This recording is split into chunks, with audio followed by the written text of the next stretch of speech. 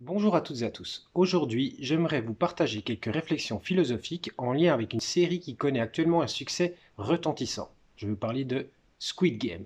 Squid Game, littéralement le jeu du calamar, est une série sud-coréenne. Le scénario est le suivant. 456 personnes, hommes et femmes, qui mènent une vie désastreuse sur le plan financier, vont prendre part à une mystérieuse compétition de survie. Pour ce faire, ils doivent participer à toute une série de jeux pour enfants. Des jeux connus, traditionnels, mais dont les conséquences sont dramatiques. En effet, les perdants perdent le jeu et la vie par la même occasion. Mais puisque chaque candidat vaut 100 millions, le prix devient alléchant, car le vainqueur va remporter 45,6 milliards de won, plus ou moins 32 millions d'euros. Et j'ai décidé d'aborder dans cette vidéo l'un des épisodes phares de cette première saison, l'épisode 6, qui s'appelle Les billes. En guise de résumé, les participants ont pour consigne de former des équipes de 2 personnes. Chacun va donc s'affilier avec la personne avec laquelle il a le plus d'affinité. L'époux avec son épouse, l'ami avec son meilleur ami, le chef de gang avec son allié. Et ceux qui n'ont plus personne vont opter pour un choix par défaut. Et là, première surprise. En réalité, les membres de cette équipe vont jouer ensemble, certes, mais l'un contre l'autre. Vous l'aurez compris, la conséquence est la suivante, celui qui perdra le jeu perdra la vie par la même occasion. Alors, quelles sont les consignes pour ce jeu des billes? Eh bien, c'est bien simple. Chaque participant a 10 billes, et le but est de ramasser toutes les billes de son adversaire. Il n'y a pas de règle spécifique au départ, chacun est libre en fait d'instituer les règles qu'il souhaite pour jouer aux billes. Celui qui récupère les 10 billes de son adversaire gagne et poursuit le jeu. Celui qui les perd le jeu et perd la vie. Sachez que Socrate avait pour manière d'enseigner ce qu'on appelle la méthode de la maïeutique, c'est-à-dire amener la personne à accoucher elle-même de l'idée. Et c'est ce que le candidat 1 va faire avec le candidat 456. En effet, le petit vieux va donner une leçon morale à son ami. Normalement, le jeu aurait dû être remporté par le candidat 1, qui avait déjà obtenu 19 billes. Il n'en restait plus qu'une au candidat 456, et ce dernier va jouer un sale tour au candidat 1.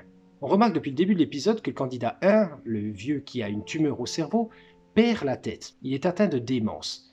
Et le candidat 456 va user de cette faiblesse pour trahir le candidat 1. Il va user de sa perte de mémoire pour lui mentir et récupérer petit à petit toutes les billes de son adversaire jusqu'à ce que la position s'inverse et qu'il n'en reste plus qu'une au candidat 1. Et à ce moment-là, le candidat 1 va commencer à partir, à oublier les règles, à oublier qu'il est en train de jouer, etc.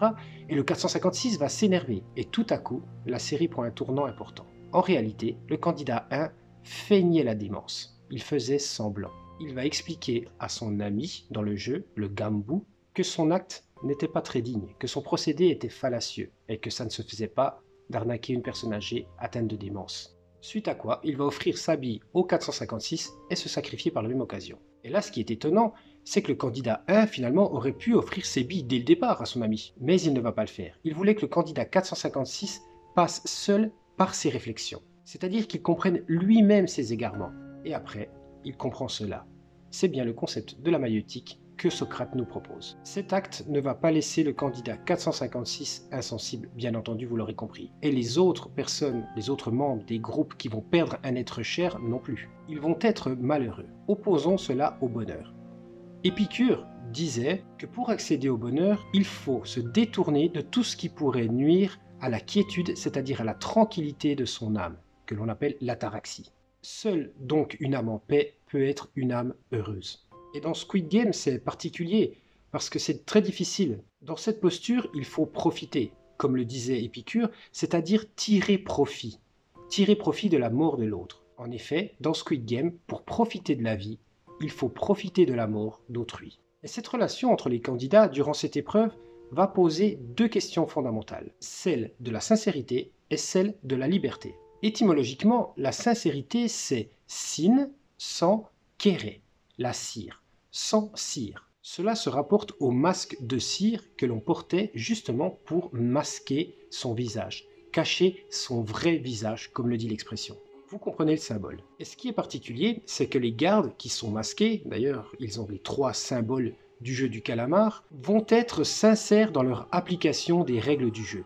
Ils ne vont pas prendre parti, ils vont veiller au bon déroulement du jeu, comme un arbitre, et ils vont surtout veiller à ce qu'aucun comportement violent vienne entraver cette bataille. Tandis que les candidats, eux, sont sans masque.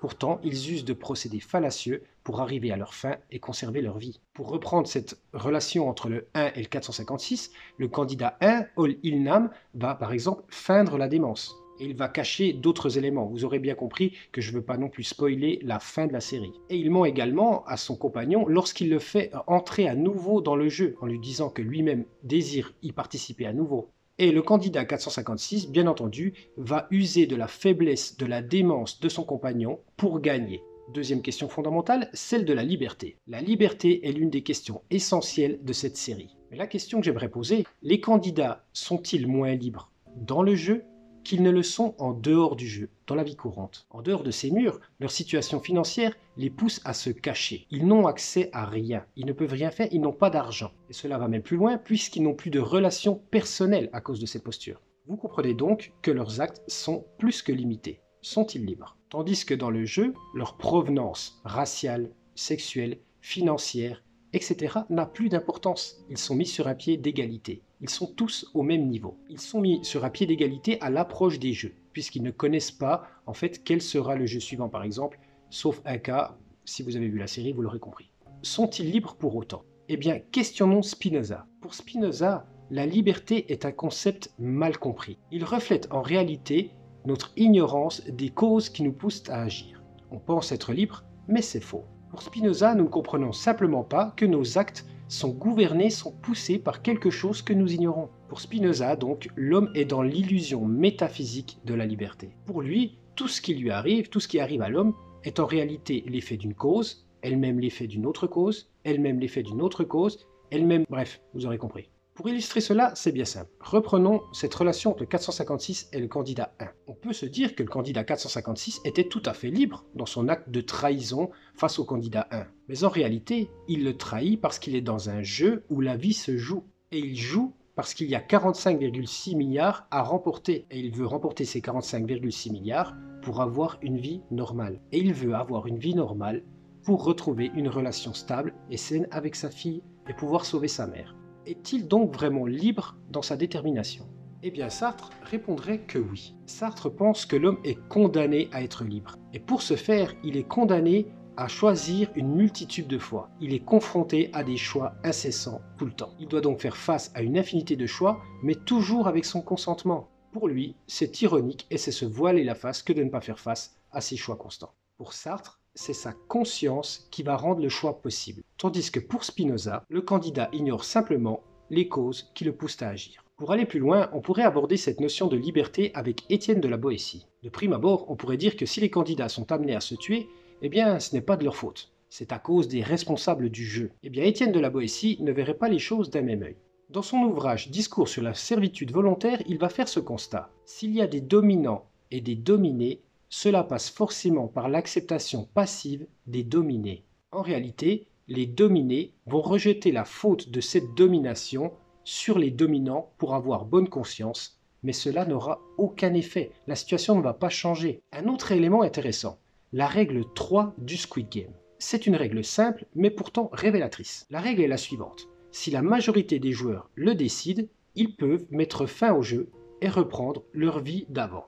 Ou en tout cas retourner dehors. Alors pourquoi ne pas le faire? Ils en ont le droit. Ici, c'est une sorte de principe démocratique. Ils peuvent voter pour ça. Mais on peut remarquer finalement que le suffrage, un principe cher à la démocratie, n'est parfois pas le reflet des décisions les plus sages. Les candidats choisissent ainsi la servitude volontaire dont parle Étienne de la Boétie. Ils acceptent d'être les dominés pour accéder à une richesse qui leur permettrait une vie plus agréable. Et sans assumer en fait cette volonté d'être en esclavage, elle existe quand même. Vous l'aurez bien compris, ce n'est pas un désir propre, mais c'est bel et bien l'abandon de sa liberté pour un intérêt pratique. Et c'est à cela qu'on pense, qu'on réfléchit en regardant cette série. Et on est marqué par Squid Game parce qu'on déplace nos ressentis. Chacun d'entre nous se demande, mais quelle aurait été ma démarche? Comment aurais-je agi dans cette situation? On souffre en fait par procuration. Et à ce moment-là, en fait, on comprend le pragmatisme qui habite la jeune coréenne, vous savez, qui se sacrifie face à la nord-coréenne parce qu'elle a quelqu'un en dehors. Elle peut revoir son frère, tandis que la sud-coréenne n'a personne. Petite transition maintenant, mais pour faire la relation avec Étienne de la Boétie, on va parler de la force. Si vous êtes attentif à ce que Nietzsche dit de la morale d'esclave, qui est valable dans beaucoup, voire la totalité des situations, c'est que les forts comme par exemple le candidat 101 Jang Dok-soo, quelque chose comme ça, sont toujours apparentés aux méchants. Le fort est méchant parce qu'il est fort, et le faible est gentil et doit être défendu parce qu'il est faible. Et ce point de vue est assez décrié par Nietzsche en réalité. Parce que Nietzsche dit qu'à aucun moment le pouvoir n'aura pitié pour les faibles. Et que ce n'est pas en fait en maintenant le faible dans sa posture, en le conditionnant à y rester, qu'on va lui permettre de s'en extraire. Et devenir fort, ça passe d'une certaine manière par la responsabilisation. Les candidats dans ce jeu sont amenés à se responsabiliser. Ils n'ont pas réussi, ils ne l'ont pas fait en dehors, ils vont être amenés à le faire à l'intérieur du Squid Game. Et si la domination des forts sur les faibles dans le monde est un fait, dans le jeu, justifier la faiblesse serait une sorte de complicité entre les gardes et les forts. C'est inutile de faire appel à leur compassion, puisqu'un fort n'a pas pitié, n'est pas sensible à la faiblesse. Ainsi intervient le courage, que l'on va opposer à la lâcheté. Aristote, dans sa conception duale des valeurs, va parler d'un juste milieu. Si l'excès de courage amène à la témérité, l'absence de courage va amener à la lâcheté. Il convient donc pour accéder à la vertu de trouver un juste milieu qui n'est pas un milieu arithmétique. Quoiqu'on ait un petit indice tout de même arithmétique avec les deux candidats qui sont amis. Le candidat 1 et 456, le premier et le dernier. Trouver un juste milieu. Peut-être. Dites-moi ce que vous en pensez. Mais pour faire simple, pour Aristote, le courageux n'est pas celui qui n'a pas peur de la mort en l'occurrence, mais celui qui va y faire face sans baisser les bras. Et c'est bien différent. Et cette série va permettre justement de faire plusieurs recherches, de faire une sorte de voyage intérieur. Retrouver les vertus, comme la bienveillance que l'on retrouve dans l'amitié. Souvenez-vous, le candidat 1 lui dit « Je suis ton meilleur ami dans le jeu des billes, ton gambou ». C'est pourquoi Aristote définissait, tout comme Jean de La Fontaine d'ailleurs, l'amitié comme le bien le plus précieux de l'homme. Et quand le candidat 456 se rend compte d'avoir perdu un ami, eh bien il en souffre terriblement. Pour Aristote, il faut pour qu'il y ait vertu, qu'il y ait un choix préalable, ce qu'on appelle en grec le proéresis. Et ce choix ne va pas être issu de la volonté, mais être issu de la vertu même. Vous comprenez, le choix issu du bon discernement. Et Squid Game questionne notre discernement tout le temps. Et si l'on se penche à nouveau sur le mensonge du candidat 456 au candidat 1, ou même l'inverse, il y aurait deux postures ici intéressantes à aborder. La première qui est celle de Kant. Selon Kant, chaque décision doit être prise en regard à la vérité. C'est ce qu'on appelle l'approche déontologique. Il faut dire la vérité coûte que coûte, quoi qu'il en soit. Ainsi, le candidat 456 aurait dû perdre et ne pas tricher face au candidat 1. Il lui a menti. Donc, son acte est mauvais. Or maintenant, si l'on regarde l'approche de Bentham, l'approche conséquentialiste, le but est de voir si la conséquence est bonne. Un acte va être jugé bon si ses conséquences sont bonnes pour le plus grand nombre, si elle apporte le plus grand bonheur à un nombre plus grand de personnes. Le candidat 1 apparemment a une tumeur au cerveau et n'a personne en dehors, tandis que le candidat 456, lui, a une fille à élever et une mère à sauver. Il est donc logique et bon que le candidat 456 ait menti au candidat 1. Faites votre choix là-dessus. Il y aura encore énormément de points philosophiques à aborder, mais ça prendrait des heures et cette vidéo est déjà assez longue. Mais elle est cool. J'ai simplement opté pour toutes ces remarques pour vous faire comprendre que Squid Game est là pour perturber, pour nous questionner, pour nous demander ce qu'on ferait et quelle approche serait la nôtre dans chaque situation. Qu'aurais-je fait?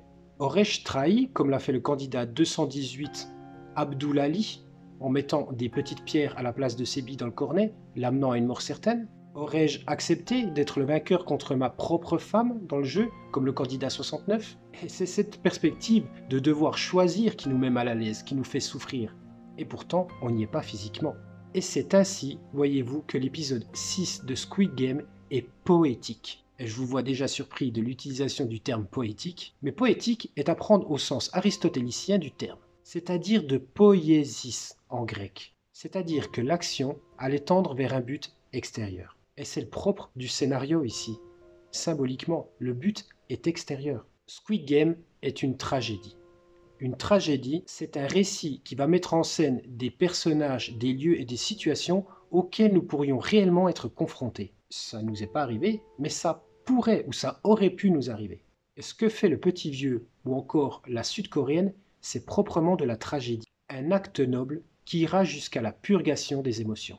Si l'on ressent de la crainte et de la pitié, c'est parce qu'on sent que quelque chose de grave, de tragique va arriver. C'est proprement l'imitation de cela, on a de la compassion. Et compassion, c'est cum avec pati, souffrir. On souffre avec l'autre. C'est proprement l'imitation de la souffrance qui nous est proposée par Squid Game. Et n'oublions pas que la plus grande période d'imitation est celle de l'enfance, comme le disait Aristote dans Poétique, ou comme le disait encore Saint-Exupéry avec son Petit Prince. D'où peut-être le choix de jeu pour enfants. L'enfant a une vertu du cœur. Et comme Pascal le prônait, la raison seule ne peut nous amener à choisir. Il faut le concours de l'intuition, ce que l'on retrouve dans le jeu avec le choix du nombre de billes et dans bien d'autres épisodes. D'ailleurs, la raison nous dirait qu'il ne faut pas mettre toutes ces billes dans le même panier. Ici, est-ce bien raisonnable? Squid Game réussit dans la tragédie car on va du bonheur au malheur, et une purification intervient en nous, hors de toute action réelle, car elle va montrer les problèmes existentiels qui nous terrifient. Bon visionnage.